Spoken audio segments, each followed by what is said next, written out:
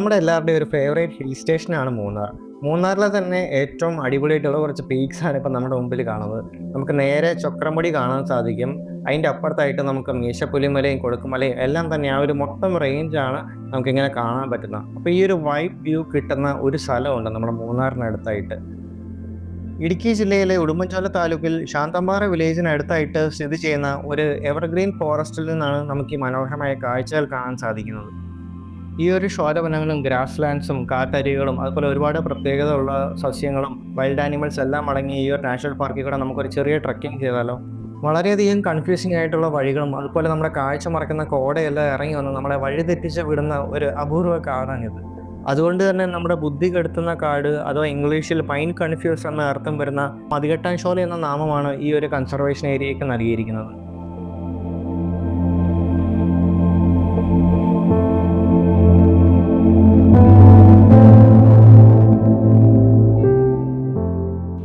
നമ്മൾ കണ്ണൂരിലൊരു ട്രെക്കിംഗ് കഴിഞ്ഞ് വൈകുന്നേരം സൂപ്പർ ഡിലക്സ് ബസ്സും കയറി ഇപ്പോൾ മൂന്നാർക്ക് പോവുകയാണ്. അപ്പോൾ വെളുപ്പിന് 5 മണി റേഞ്ചിൽ മൂന്നാർ എത്തുന്ന ഒരു ബസ്സാണിത്. ഈ ഒരു ട്രെക്കിങ്ങിൽ എൻ്റെ കൂടെ ബോണിച്ചേട്ടൻ വരുന്നുണ്ടായിരുന്നു. അതുകൊണ്ട് ഞാൻ അടിമാലി ഇറങ്ങിയിട്ട് ബോണിച്ചേട്ടൻ്റെ കൂടെ വണ്ടിക്കാണ് പൂപ്പാറ വരെ വന്നത്. നിങ്ങൾ ബസ്സിനാണ് വരുന്നതെങ്കിൽ മൂന്നാർ വെളുപ്പിനെ വന്നിറങ്ങുക. അവിടുന്ന് രാവിലെ 5 മണി തൊട്ടൊക്കെ തേനി ബസ്സുകളുണ്ടാവും. അത് ഈ പൂപ്പാറ കൂടി തന്നെയാണ് പോകുന്നത്. അപ്പം നിങ്ങൾ ബൈക്കിന് വേറെ വണ്ടിക്ക് എത്തുന്നതെങ്കിൽ നിങ്ങൾക്ക് പൂപ്പാറ എത്തിയാൽ മതി. പൂപ്പാറയിൽ നിന്ന് 7.4 കിലോമീറ്റർ സഞ്ചരിക്കുമ്പോൾ ചൂണ്ടൽ എന്ന് പറയുന്ന ബസ് സ്റ്റോപ്പ് എത്തും. അപ്പോൾ ഇത് നമ്മുടെ ഗ്യാപ്പ് റോഡിൻ്റെ ഒരു കണ്ടിന്യൂഷനാണ്. ബോഡിമെട്ട് വഴി തേനിക്ക് കിടക്കുന്ന വഴിയാണ്. അപ്പോൾ ബസ് ഇറങ്ങിയിട്ട് കുറച്ച് നേരം മുമ്പോട്ട് ഇറങ്ങുമ്പോൾ നമുക്ക് റൈറ്റ് സൈഡിൽ മുകളിലോട്ട് ഈ കോൺക്രീറ്റ് വഴി കിടക്കുന്ന കാണാം. ഇവിടെ മതികെട്ടാൻശോല ട്രക്കിങ്ങിൻ്റെ ബോർഡും വെച്ചിട്ടുണ്ട്. അതുപോലെ തന്നെ മുകളിലൊരു റിസോർട്ടിൻ്റെ ഒരു ബോർഡും വെച്ചിട്ടുണ്ട്. ഇത് റോഡിൻ്റെ സൈഡിൽ തന്നെയാണ്. ഹിൽ ടോപ്പ് മൂന്നാർ എന്നാണ് റിസോർട്ടിൻ്റെ പേര് വരുന്നത്. ഈ ഒരു കോൺക്രീറ്റ് വഴി കൂടെ ഒരു 1/2 കിലോമീറ്ററോളം നടന്ന് ടോപ്പിലെത്തുമ്പോൾ നമ്മൾ റിസോർട്ട് എത്തും. റിസോർട്ടിൻ്റെ സൈഡിൽ കൂടെ കുറച്ചുകൂടെ മുമ്പോട്ട് ദൂരം പോകുമ്പോഴാണ് നമ്മുടെ ആ ഫോറസ്റ്റിൻ്റെ ഷെഡ് വരുന്നത്. അവിടുന്ന് നമുക്ക് ട്രക്കിങ്ങിൻ്റെ പൈസ അടച്ചിട്ട് ട്രക്കിംഗ് സ്റ്റാർട്ട് ചെയ്യാം.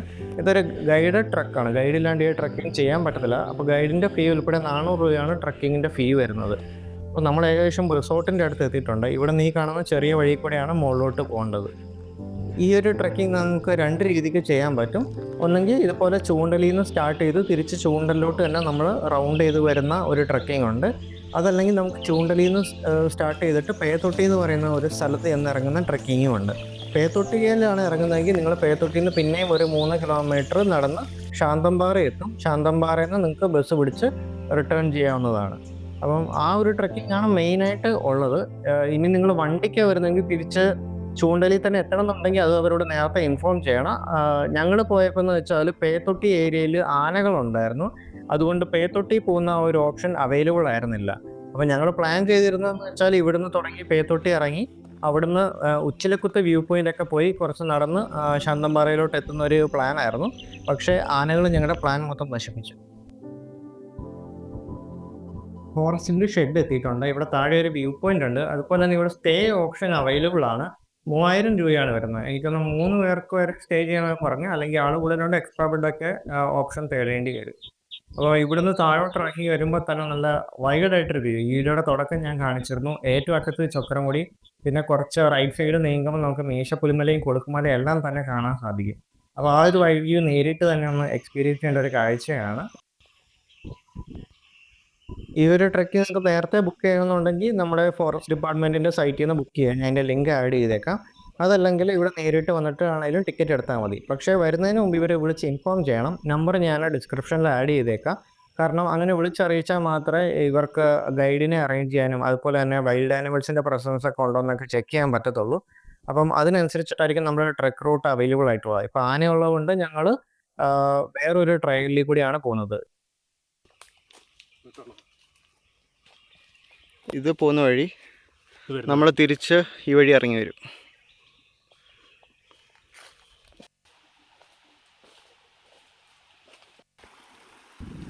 ഇതാണ് നമ്മുടെ ഗൈഡ് ചേട്ടൻ, മഹാസ്വാമി എന്നാണ് പേര്.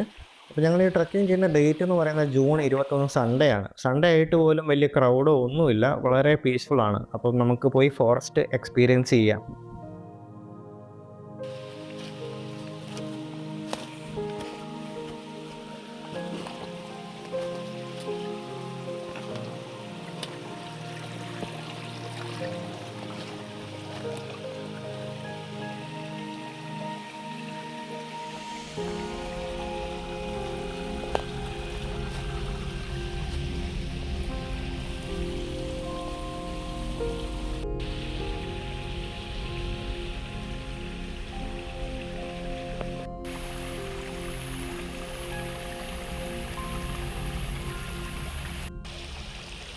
ഈ ഒരു മരപ്പത്തിനകത്ത് തേനീച്ചക്കൂടുണ്ട്, കുറേ തേനീച്ചകൾ അവിടെയുണ്ട്.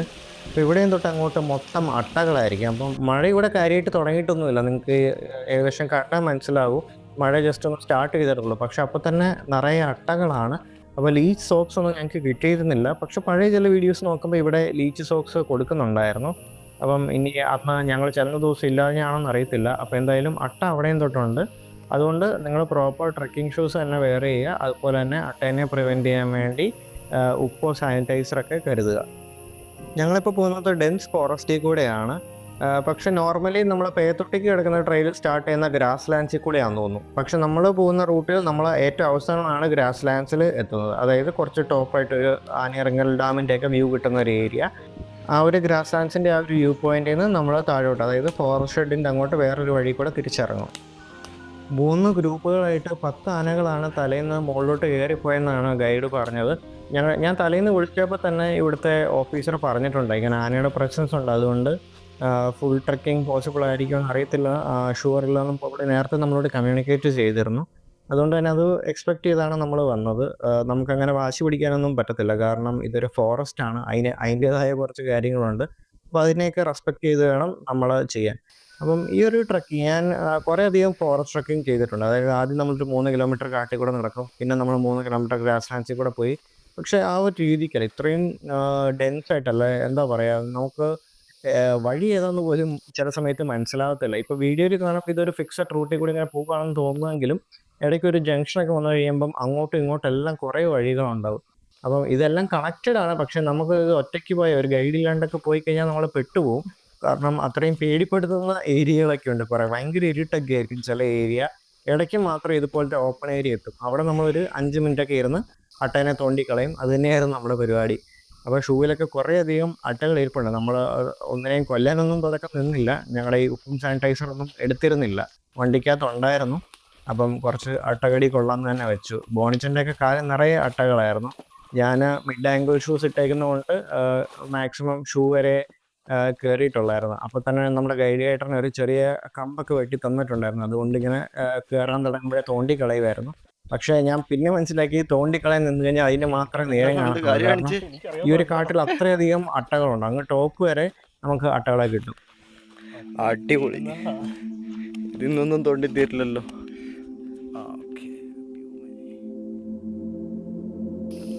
ഇവിടെയും കാപ്പി ഉണ്ടല്ലേ.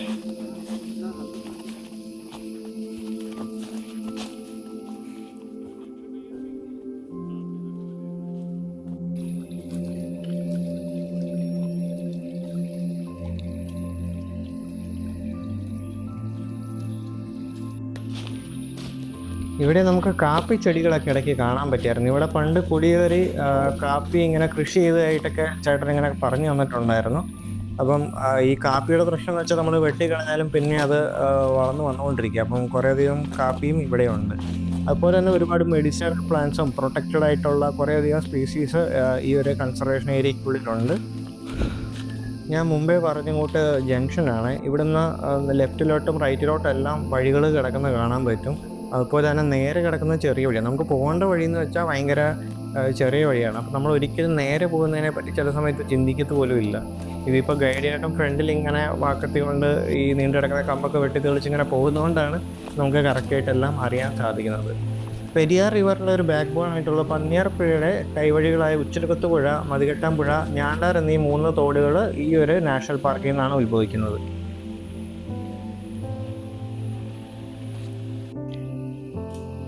അതെ, അട്ടസാറിൻ്റെ ഒരു ക്ലോസപ്പ് ഷോട്ട് കിട്ടിയിട്ടുണ്ട്. അട്ടസാറാണ് ഇവിടുത്തെ മെയിൻ. ഈ ഒരു ട്രക്കിംഗ് ചെയ്ത് കഴിയുമ്പോൾ നമുക്ക് ഏറ്റവും കൂടുതൽ ഓർമ്മയിൽ നിൽക്കുന്നത് അട്ടകടിയായിരിക്കും. ചിലവർക്ക് അട്ട കടിക്കുന്നത് ഭയങ്കര ഇറിറ്റേഷൻ ഉണ്ടാക്കി അങ്ങനത്തെ പ്രശ്നങ്ങളൊക്കെ ഉണ്ട്. നമ്മൾ പെട്ടെന്ന് അതുപോലെ ഈ ചോരയൊക്കെ കാണുമ്പോൾ ഒരു പ്രശ്നമാണ്. പക്ഷേ അട്ട ഇംപ്യൂർ ഫുഡിലാണ് കുടിക്കുന്നതെന്നാണ് പറയപ്പെടുന്നത്. അത് എത്രത്തോളം കറക്റ്റെന്ന് എനിക്കറിയത്തില്ല. അങ്ങനെ ഞാൻ ഒരുപാട് പേര് പറഞ്ഞ് കേട്ടിട്ടുണ്ട്. അങ്ങനെ അട്ട കടിക്കുന്നുണ്ട് അങ്ങനെ വലിയ പ്രശ്നങ്ങളൊന്നുമില്ല. അത് കുടിച്ചിട്ടങ്ങ് ഇറങ്ങിപ്പൊക്കോളും. അതുപോലെ നമ്മൾ ഉപ്പ് അല്ലെങ്കിൽ ഇപ്പം ആസിഡോ അല്ലെങ്കിൽ സാനിറ്റൈസറൊക്കെ യൂസ് ചെയ്യുമ്പം അത് കംപ്ലീറ്റ് ആയിട്ട് ചത്തുപോകും. അപ്പോൾ ഒന്നെങ്കിൽ നിങ്ങൾ ഷൂവിൽ നേരത്തെ തന്നെ സാനിറ്റൈസർ സ്പ്രേ ചെയ്യുകയോ എന്തെങ്കിലും ആ ഒരു സ്മെല്ല് ഉണ്ടെങ്കിൽ അട്ട അധികം വരത്തില്ല.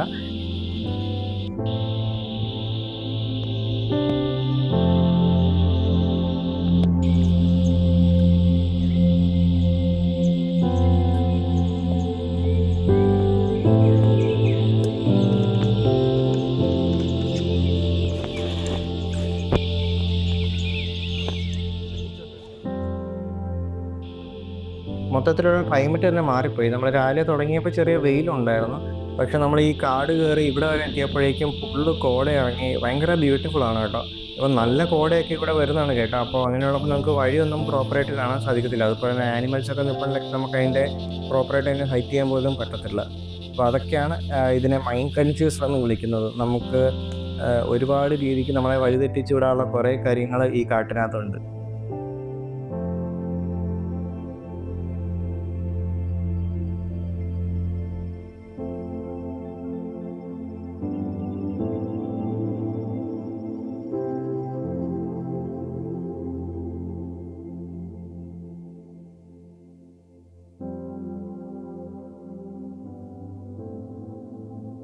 കുറച്ചുകൂടെ ദൂരം മുമ്പോട്ട് പോയപ്പോൾ ആന തകർത്ത ഒരു ഷെഡ് കണ്ടു കേട്ടോ.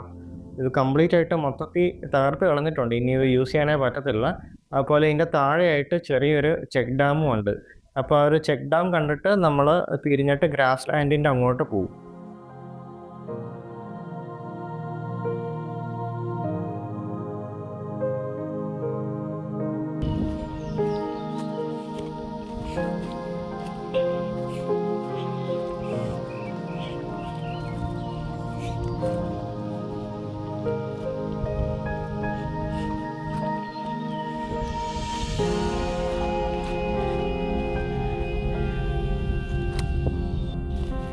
അങ്ങനെ ചെക്ക് ഡാം കണ്ടിട്ട് നമ്മൾ വേറൊരു വഴി കൂടെ ആ ഗ്രാസ് ലാൻഡ്സിൻ്റെ ആ ഒരു ഏരിയയിലോട്ട് പോവുകയാണ്. മഴ തുടങ്ങിക്കഴിഞ്ഞാൽ ഈ ഒരു ട്രെയിൽ ഭയങ്കര സ്ലിപ്പറി ആയിരിക്കും. അതുകൊണ്ട് എക്സ്ട്രീം ആ ഒരു മഴയുള്ള സമയത്ത് വരാതിരിക്കുക. അതുപോലെ തന്നെ മഴക്കാലത്ത് അട്ടയുടെ ശല്യം ഉണ്ടാവും. ഇവിടുത്തെ ഒരു ബെസ്റ്റ് സീസൺ എന്ന് പറയുന്നത് ഒക്ടോബർ തൊട്ടിട്ടാണ്, മഴയ്ക്ക് ശേഷമാണ്.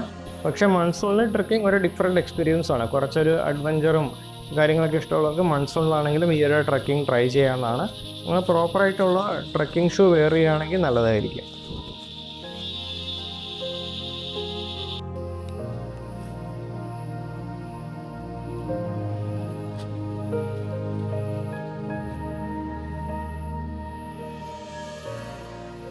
അങ്ങനെ നമ്മൾ ഗ്രാസ് ലാൻഡ്സിൻ്റെ ഏരിയയിൽ എത്തിയിട്ടുണ്ട്. ഇതിൻ്റെ ഒരു സൈഡിൽ നമുക്ക് ആനയിറങ്കൽ ഡാം, സൂര്യനെല്ലി ആ ഒരു ഭാഗം മൊത്തം കാണാം. അതുപോലെ നമ്മൾ താഴെ നിന്ന് കണ്ട ഒരു പീക്കുകളെല്ലാം തന്നെ കാണാൻ പറ്റും. അതുപോലെ ഇതിൻ്റെ അപ്പുറത്തെ സൈഡിൽ തമിഴ്നാടാണ്. തമിഴ്നാട്ടിൽ തന്നെ ബോഡിമെട്ടിൽ നിന്ന് ഇറങ്ങിപ്പോകുന്ന ആ ഒരു ഏരിയ, അതുപോലെ തന്നെ കൊടൈക്കനാൽ ഹിൽ റേഞ്ചുമാണ് ഇവിടുന്ന് കാണാൻ സാധിക്കുന്നത്.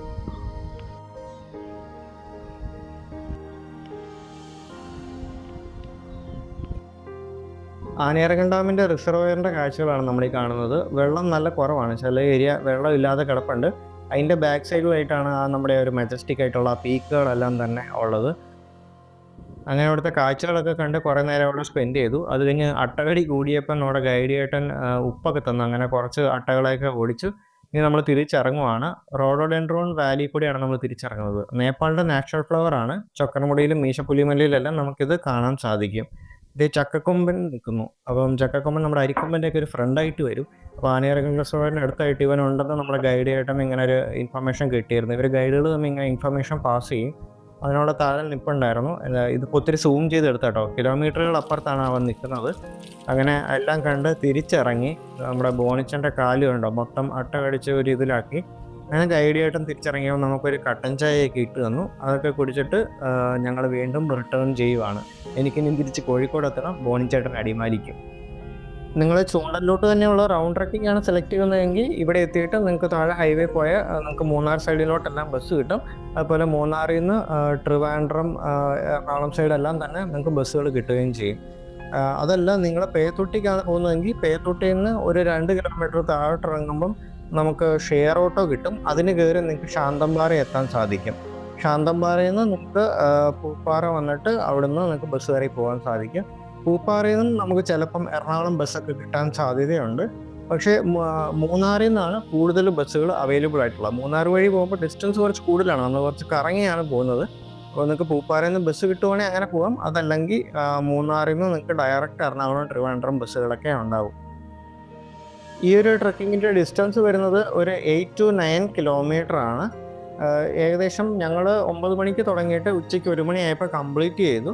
അപ്പം ദൂരം കുറവാണെന്ന് വെച്ച് ഇത് ഭയങ്കര ഒരു ഈസി ട്രക്കിംഗ് ഒന്നുമല്ല, ഒരു മോഡറേറ്റ് ലെവൽ എന്നൊക്കെ വേണമെങ്കിൽ പറയാം. ഞങ്ങൾ പോയ ട്രെയിൽ കുറച്ചും കൂടെ ഹാർഡായിരുന്നു. എനിക്ക് തോന്നുന്നു പേത്തൊട്ടിക്കുള്ള ഡയറക്റ്റ് ഗ്രാസ് ലാൻഡ് കയറിയുള്ള വഴി കുറച്ചും കൂടെ ഈസിയാണെന്നാണ് എനിക്ക് തോന്നുന്നത്. നിങ്ങൾ ഫോറസ്റ്റ് ട്രക്കിംഗ് ഒക്കെ ഇഷ്ടമുള്ള ഒരാളാണെങ്കിൽ മസ്റ്റായിട്ട് ട്രൈ ചെയ്യേണ്ട ഒരു ട്രക്കിംഗ് ആണിത്. അധികം തിരക്കോ കാര്യങ്ങളോ ഒന്നും തന്നെ ഇല്ല. ഞാൻ ഈ പറഞ്ഞ പോലെ തന്നെ നിങ്ങളിവിടെ നേരത്തെ ഒന്ന് വിളിച്ച് ചോദിച്ചിട്ട് ഇവിടെ വന്ന് ആണെങ്കിലും ടിക്കറ്റ് എടുത്താൽ മതിയാവും. അപ്പോൾ എന്തെങ്കിലും ഡൗട്ട്, ട്രാവലോ കാര്യങ്ങളോ എന്തെങ്കിലും ഡൗട്ട് ഉണ്ടെങ്കിൽ എനിക്ക് ഇൻസ്റ്റയിൽ DM ചെയ്താൽ മതി. എൻ്റെ ഇൻസ്റ്റാഗ്രാമിൻ്റെ ലിങ്ക് ഞാൻ ഡിസ്ക്രിപ്ഷനിൽ കൊടുക്കാം. വീഡിയോയുടെ ഓപ്പണിംഗ് നമ്മൾ കണ്ണൂർ കുറച്ച് ട്രക്കിംഗ് ചെയ്തെന്നും പറഞ്ഞിരുന്നു. അപ്പോൾ ആ ഒരു ട്രക്കിങ്ങിൻ്റെ വിശേഷങ്ങളായിട്ട് നമുക്ക് വീണ്ടും കാണാം. Thank you for watching.